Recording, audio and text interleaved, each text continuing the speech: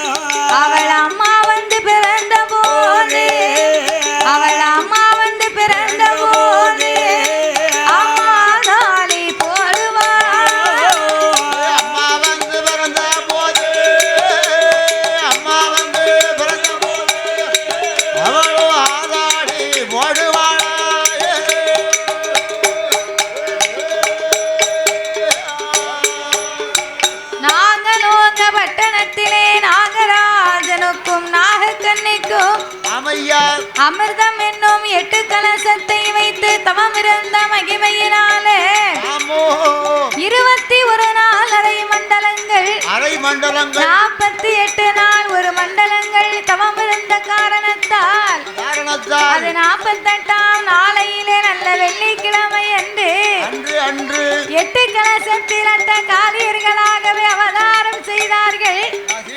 அப்படி அவதாரம் செய்த போது முதலாவது பிறந்தவள் தாயான உலக மாதா ஈஸ்வரி, முப்புடாதி, முத்தாரம்மா, காந்தாரி, கனகதுர்க்கை, அக்கினி மாறி, அழகு மாறி, என் அழகுடைய முத்துமாரியம்மா.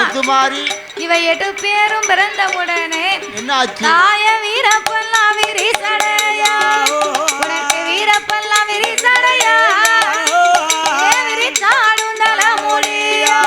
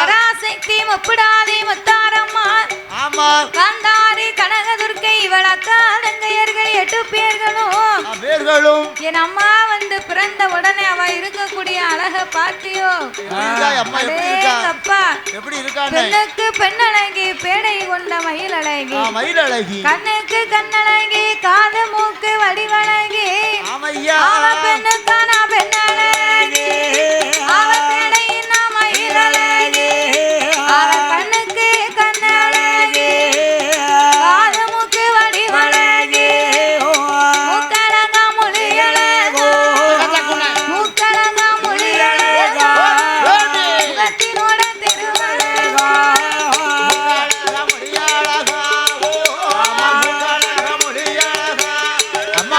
முகத்தினோட திருவழகா.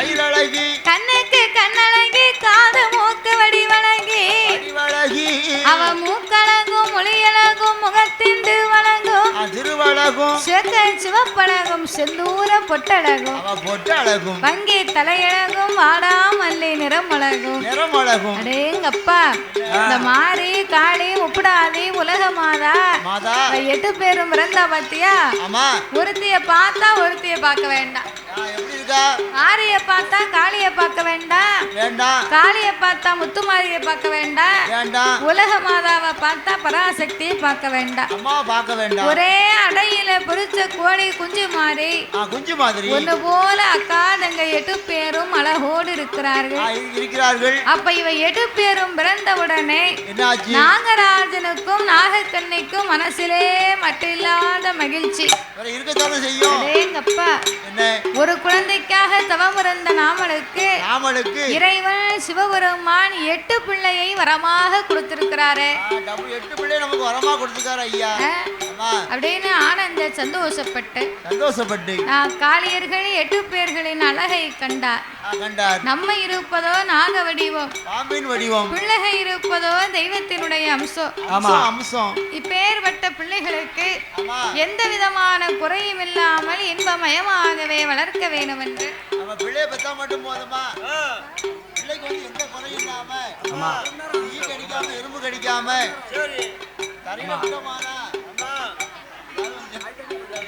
அப்படின்னு பிள்ளைய பேணி வளர்க்கணும் அப்படின்னு. அதனால இந்த நாகராஜனும் நாகக்கண்ணியும் தான் பெற்ற திருமக்கள் 8 பேர்களையும் நம்ம நாக வடிவமாய் இருப்பதனால பிள்ளைக்கு தாயமிர்தம் கொடுக்க முடியாது. சுத்தமான கொம்பு தேனை கொண்டு வந்து குழந்தைக்கு சிறப்பாக கொடுக்க வேண்டும் என்று நாகராஜனும் நாகக்கண்ணியும் கொம்பு தேனை கொண்டு வந்து எவ்விதமாகவே வளர்த்து வருகிறார்கள். எப்படி நாகராஜன் நாகக்கண்ணி நாகக்கண்ணி நாகராஜ நாகக்கண்ணி நாகக்கண்ணி நாகலோக வட்டத்தில் அவள் அக்கா தங்கை 8 பேர் அவளை ஊட்டி வளர்ப்பாளா உடம்பெல்லாம் நெய்யுருக அவளை தேர்ச்சி வளர்ப்பாளா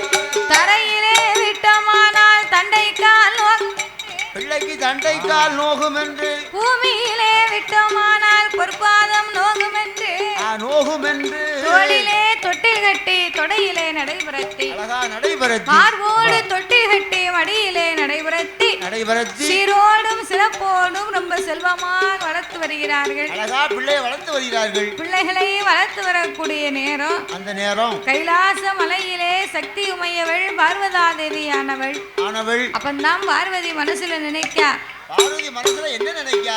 நாகராஜனுக்கும் நாகக்கண்ணைக்கும் ஆமா நம்ம அம்சத்துல 8 பிள்ளைய வரமா கொடுத்தோம். கொடுத்தோம். இந்த ஆண்டவன் பிள்ளைய கொடுக்க வேண்டாம் சொன்னாரு, நம்ம தான் பிள்ளைய கொடுத்தோம். கொடுத்துட்டோம். சக்தியின் மகிமை என்னன்னு சிவனுக்கு தெரியணும்.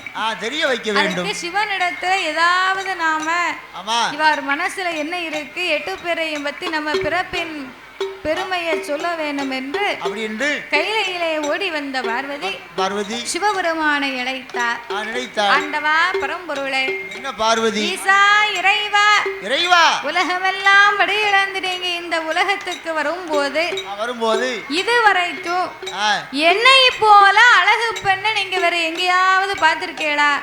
பார்வதி என்ன போல அழகு பெண்ணை நீங்க எங்கேயாவது பாத்தீங்களா? கேட்கமுன்னா நீங்க வந்து காட்டாமல காலையில காட்டுக்கு போனீங்கன்னா 4 பக்கம் சுத்தி வருவீங்க. அதனால என்ன போல அழகு உள்ள பெண்களை பகவான் நீங்க பாத்தீங்களா? பார்வதியின் அழகை போல் உலகத்தில் பார்த்ததுண்டா? ஈஸ்வரியின் அழகை போல் இவ்வுலகத்தில் பார்த்ததுண்டா? பகவானே தங்கை அழகை போல் கலி உலகத்தில் பார்த்ததுண்டா? இறைவா. அம்மா பார்வதி, என்ன உலகத்துக்கு நான் வடி இழக்க போறது வேலையா, இல்ல பெண்ணும் பார்க்க போறது எனக்கு வேலையா? ஆண்டவா, நீங்க காடு மேடெல்லாம் அலைந்து திரிந்து வாரீங்க. உங்களுக்கு பார்த்த உடனே பல பெண்களை தெரியும். அதனால அந்த வார்த்தையை கேட்டேன். அப்ப சிவன் மனசுல நினைத்தார், பார்வதி எந்த நோக்கத்தோட இதை கேட்கான்னு இவருக்கு நல்லா தெரியும். இவ மனசை அறிஞ்ச ஆண்டவன் இவதான் அழகா இருக்கான்னு சொன்னா இவளுக்கு ஆணவம் வந்துரும். அதனால் இதை மாற்றி சொல்ல வேண்டும் என்று பார்வதியை அழைத்து, அம்மா பார்வதி, நான் உலகமெல்லாம் படி இழந்து கைலைக்கு வரும்போது இதுவரைக்கும் உன்ன மாதிரி அழகு பெண்ணு உலகத்திலே இல்லைன்னு நான் நினைச்சேன். ஆனா நாகலோக பட்டண வழியா நான் படி இழந்து தினமும் வந்துகிட்டு இருக்கேன் பாரு. நீ படைத்த அக்கா தங்க 8 பேரும் அவ இருக்க அழக பாத்தியா? பேரழகியா இருக்கா 8 பேரும். ஆமா, நீ என்ன அழகு! அவ பக்கத்துலதான் நீ நிக்க முடியுமா? கிட்ட நிக்க முடியாது. இப்பவும் சில வீட்டுல வந்து கணவனை பார்த்து மனைவி கேப்பா. என்ன கேப்பா? ஆடி தீபாவளிக்கு புது சேலையை கட்டி வந்து நின்னுக்கிட்டு என்னங்க இந்த சேலை எனக்கு நல்லா இருக்கா அப்படின்னு வந்து மனைவி கேப்பா கணவன் கிட்ட. ஆமா, இவர் என்ன சொல்லணும்? என் பிள்ளை, இந்த சேலை உனக்கு சூப்பரா இருக்கு. ஆமா, சேலையை கட்டின உடனே நீ நயன்தாரா மாதிரி இருக்க, நீ குஷ்பு மாதிரி இருக்க, நீ வந்து அனுஷ்கா மாதிரி இருக்க. ஆமா அப்படின்னு அந்த பொண்டாட்டி சொன்னோம்னா சரி, அவன் மனசு சந்தோஷப்படும். ஆமா, இந்த சேலை நீ ஏன் கட்டின? ஆமா, இந்த சேலை நீ கட்டினதை விட அவன் தங்கச்சி கட்டினா சூப்பரா இருக்குமே. விளக்கு மாத்த கொண்டே அடிப்பா அப்படின்னு சொன்னோம்னா என்ன செய்வா? அவன் மனசு ரொம்ப கஷ்டப்படும். பெண் மனசு பூ போன்றது, அதை போட்டு ரொம்ப கசக்க கூடாது. ஆமா, அவளை வந்து பக்குவமா வச்சுக்கணும். ஆமா, அவன் மனசு குளிர்ந்தாலும் வச்சுக்கணும். அவளை சந்தோஷப்படுற மாதிரி வச்சுக்கிட்டோம்னா அவ சந்தோஷமா இருப்பா. ஆனா பகவான் என்ன சொன்னார்? ஆனா இந்த ஆண்டவை சிவபெருமா பார்வதிக்கு ஆணவம் வரக்கூடாது என்று அப்படின்னு உன்னை காட்டிலும் உன் தங்கையே பேரழகாக இருந்தா பார்வதி. சூப்பரா இருக்கா பார்வதி. அவள் எப்பேற்பட்ட அழகு தெரியுமா? எப்படி மாரியம்மா அழகை போல மாரியம்மா அழகை போல இந்த மாநிலத்தில் யாரும் இல்லை. அவள் காளியம்மா அழகு போல அகிலத்தில யாரும் இல்லை. அவள் உலக மாதா அழகு போல அம்மான உலகத்தில பார்த்ததில்லை. அவள் அக்கா தங்கை அழகு போல தாய அழகு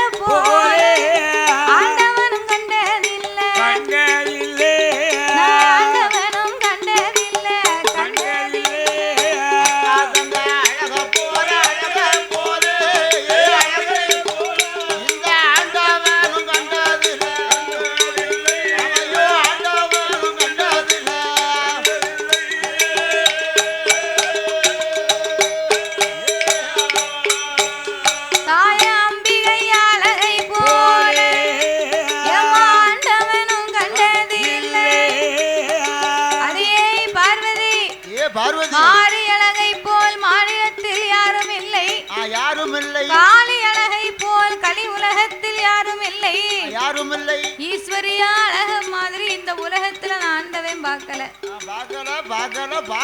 அவ தலை முடிய பார்த்தன்னா எப்படி இருக்குன்னு ஒரு பாகமும் ஒரு முழமும் அது போக அரைச்சான மிச்சம் இருக்கா முடி என்ன செலவாகும் ஒரு நாளைக்கு 50 என்ன வேணும் பாத்துக்கோ 100 கொழும்பு தேங்காய் செலவாகும் இருந்தா தான் அந்த கூந்தலை பராமரிக்க முடியும் முடியும் அந்த தாயாகப்பட்ட உலக மாதாவுக்கு ஓலப்பூ செய்யலிலே ஒரு பாகம் தலைமுடி ஆலமர விழுது போல அம்மாருடைய கூந்தல் முடி அழகு இப்ப சொன்ன பாத்தியா இப்ப என்ன சொன்னேன் கூந்தல் முடி அந்த காலத்து பெண்களுக்கு ஒரு பாகமும் ஒரு முழமும் அது போக அரைச்சான மிச்சம் இருக்குமா எங்க பாட்டிக்கு வந்து இப்படித்தான் 1.5 பாகம் தலைமுடி இருந்திருக்கு எங்க தாத்தா எங்க பாட்டி முடியை சுமந்துட்டு தான் அலைவாராம் முன்னாடி முடியை தூக்கி பிடிச்சுக்கிட்டு தாத்தா அலைஞ்சிருக்காரு எங்க தாத்தாவுக்கு வேலை கிடையாது சோதியும் கிடையாது எங்க பாட்டி முடியை தூக்கி சுமக்கத்தான் எங்க தாத்தாவுக்கு வேலை 1.5 பாகம் தான் என்ன ஆகும் ரோட்டை தூத்துட்டு வருமா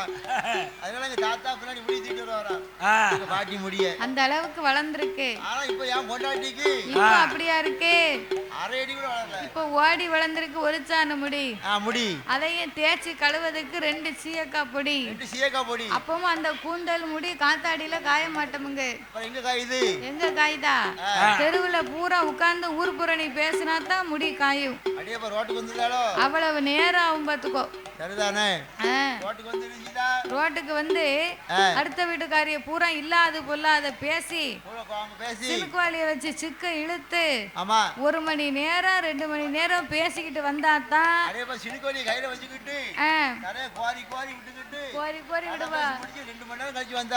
வீட்டுல அடுப்புல உலை கொதிச்சு வத்தும் அதெல்லாம் தெரியாது புரியாது ஞாபகம் இருக்காது இந்த முடிய காய வைக்கிறதுக்கு இவ்வளவு கஷ்டப்படுவா பாத்துக்கோ கஷ்டப்படுவாங்க ஏன் பொண்டாட்டிக்கு இப்படிதான் முடி வளரவே மாட்டோம்னு சொல்லிச்சு சரி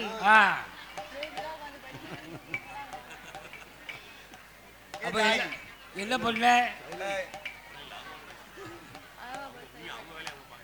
ஆமா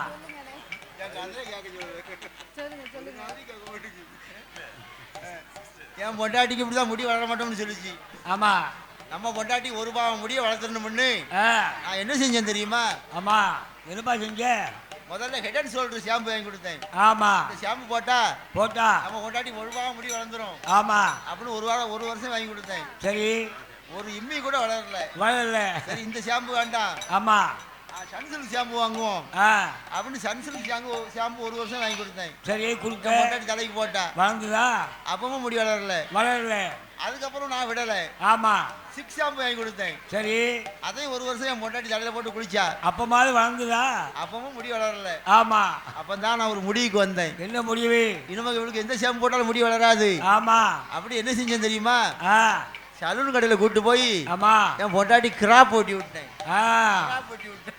ஆமா இதுல மொட்டை போட்டு விட்டுக்கலாம் என்னத்தை சொன்னாலும் இங்க வில்லுப்பாட்டு கேட்கறதுக்கெல்லாம் ஆளு கிடையாது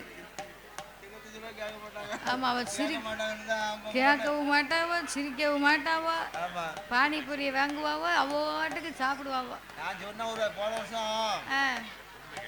போன மாசம் ஒரு கோயிலுக்கு வில்லு பாட்டி போயிருந்தோம் ஆமா இப்படிதான் தமாஸ் சொன்னேன் சரி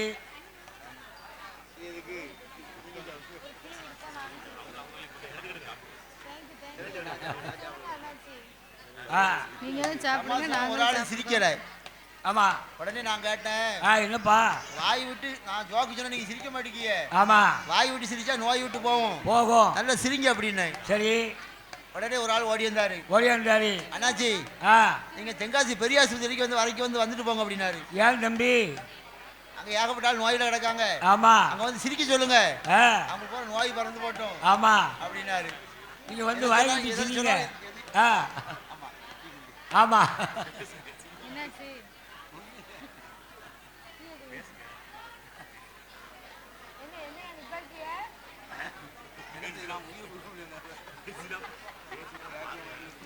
வாய் விட்டு சிரிச்சா நோய் விட்டு போகும் ஆமா மாப்பிள்ள ரைட்டு அப்ப எதை செஞ்சாலும் எதிர்மறையா ஏதாவது ஒண்ணு இருக்கு ஆமா ஆனா நாகராஜன் நாகக்கண்ணிக்கு பெத்த பிள்ளைக்கு ஆமா அக்கா தங்கச்சி 8 பேருக்கும் 8 பேருக்கும் ஒரு பாவம் தலைமுடி இருக்கு. என்ன செய்தாம்மா? ஆமா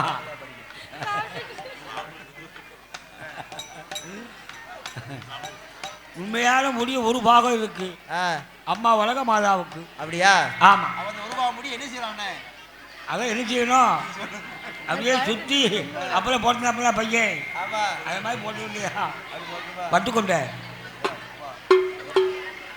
அப்படி என் தாயாகப்பட்ட உலக மாதா பராசக்தி அம்மா அக்கா தங்கையர்களுக்கு 8 பேர்களுக்கும் ஒரு பாகமோ ஒரு முழமோ அப்பேற்பட்ட கூந்தல் முடியோடு மூன்றாம் பீர செய்யலிலே மூன்றாம் பீர செய்யலிலே முகத்தின் திருவழகா மீன் செய்யலிலே கண்கள் ரெண்டா அவ ஏறத்தி புருவங்களா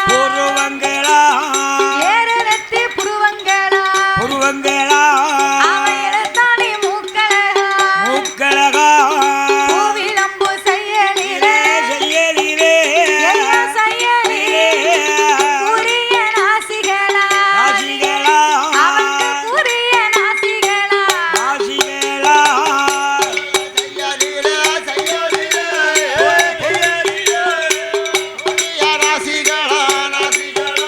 அவன் புரிய நாசிகளா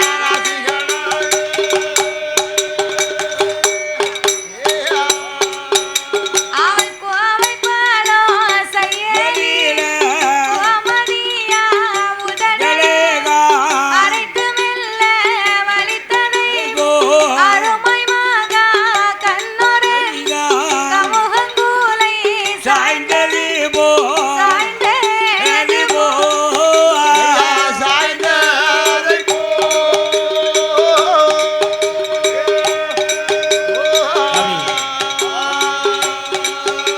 அவன் கழுத்தினோட திருவழகா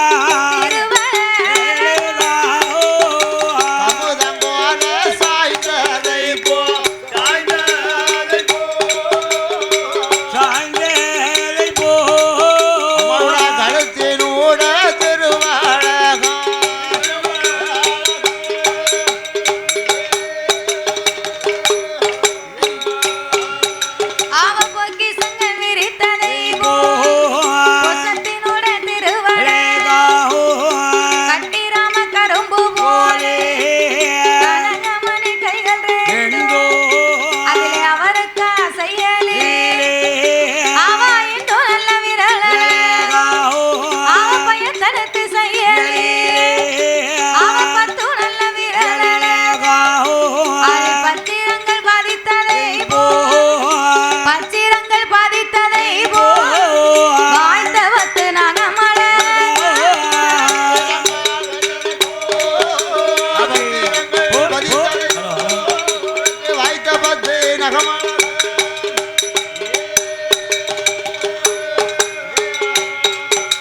அவள் சித்துடு கை கடைந்ததை சேலை கட்டோ இடையழகா ஆலிலை செய்யலிலே அருமை மகா வயரழகா இளமாலோ நண்டு போலே காலே ரெண்டும் தன்னை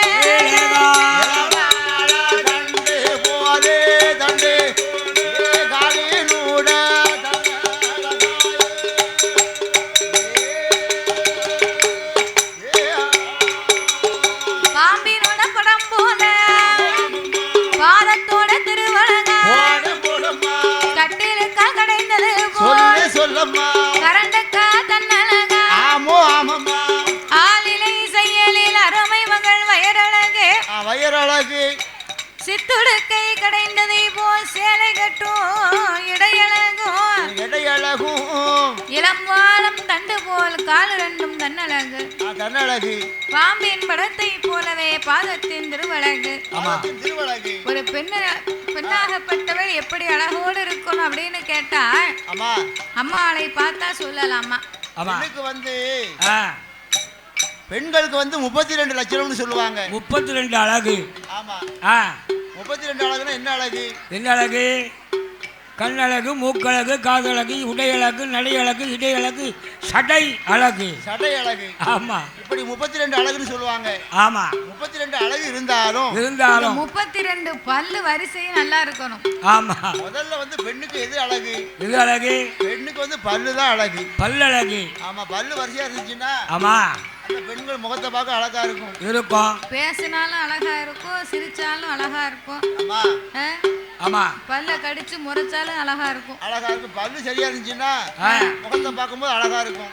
ஆமா. எங்க அண்ணாச்சி சொல்லுதாரு, கூந்தல் முடி நிறைய இருந்தா அழகா இருக்கும்னு சொல்லுதாரு. ஆமா. அது எப்படி சாத்தியப்படும்? எப்படி இருக்கும்? முடி நிறைய இருந்தாலும் ஒரு ஆளை பார்த்து சிரிச்சு பல்லு சரியில்லைன்னா ஆமா நல்லா இருக்குமா முகத்தை பார்க்கறதுக்கு? இருக்காது. பெண்களுக்கு பல்லு தான் அழகு. ஆமா. அதனால பல்லழகு சொல்லழகு. ஆமா. பல்லு போனா சொல்லு போச்சுன்னு ஒரு பக்கம் சொல்லுவாங்க. ஆமா. பல்லு நல்லா இருந்தாலும் சொல்லு நல்லா இருக்கும். ஆமா. எனக்குலாம் பல்லு போயிட்டு வார்த்தைகள் வந்து சரியா வர மாட்டேங்குது. ரொம்ப சங்கடப்பட்டு போனோம். என்னதாத்தா? சிரிக்க முடிய மாட்டேங்குது. பல்லு அழகா இருந்தா ஆமா அப்படியே சிரிச்சு சிரிச்சு காமிப்பாங்க. ஆமா. என் பல்லு நல்லா இருக்கு, அழகா இருக்கு அப்படின்னு பாக்கட்டும்னு. ஆமா. பல்லு சரியில்லாத ஆளு என்ன செய்வாங்க? வாயை பொத்திட்டு சிரிப்பாங்க. ஆமா. அப்ப பல்லு நல்லா இருந்துச்சுன்னா ஒரு பெண்களை பார்க்கறதுக்கு அழகா இருக்கும். எப்படி இருந்தாலும் நம்ம உருவம் எவ்விதமா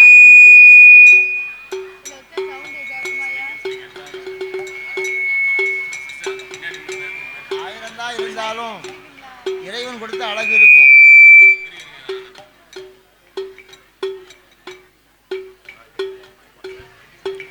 ஹலோ ஹலோ.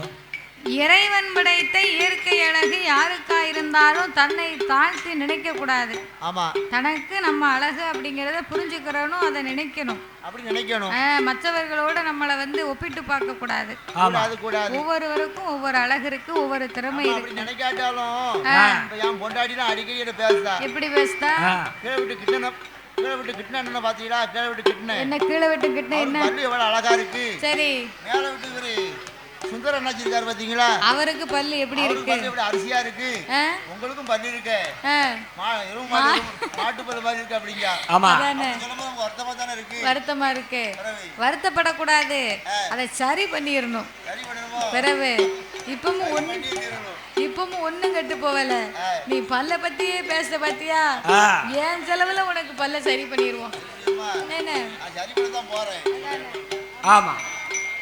அதனால முத்துப்போல் பல்வளைவு முகத்தின் திருவழகும் தாயாகப்பட்ட உலக மாதா பராசக்தி அம்மா அம்மாளுக்கு இவை 8 பேரு இப்பேறுபட்ட அழகோடு இருக்கும் போது பார்வதி நீந்தா அழகுன்னு நினைக்காதடி.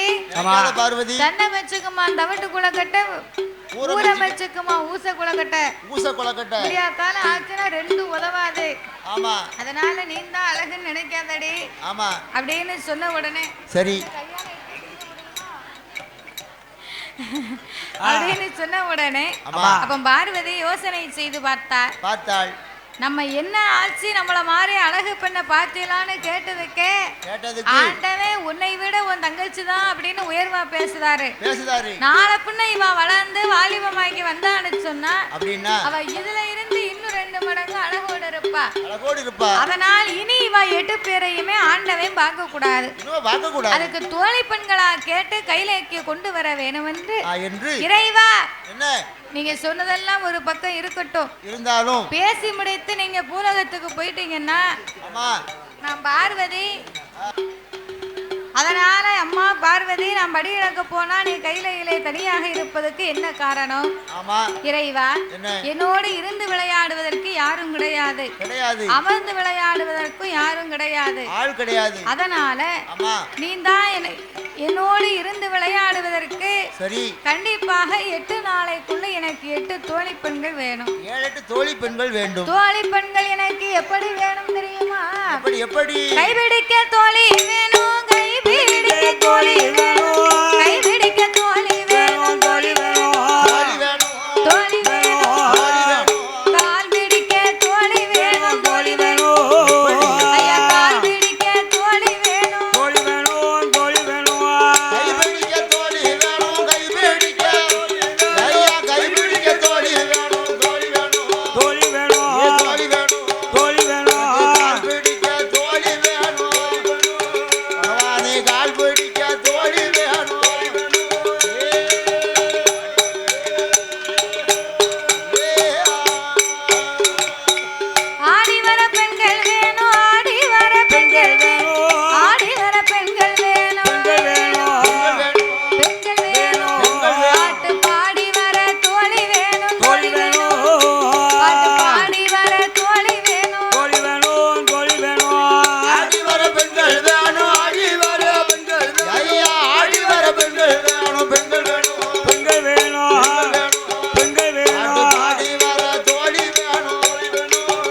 எனக்கு பாக்கியவ தோழி வேணும்.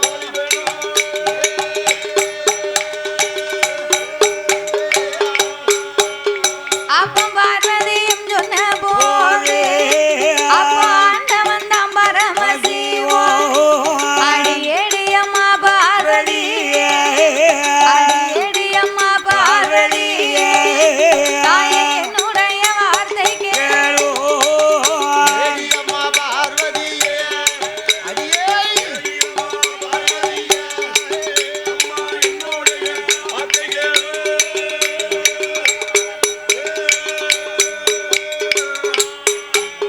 அடியே பார்வதி பார்வதி திடீர்னு இப்படி 7-8 தோழி பெண்ணு கேட்டா நான் எங்கடி போவேன்?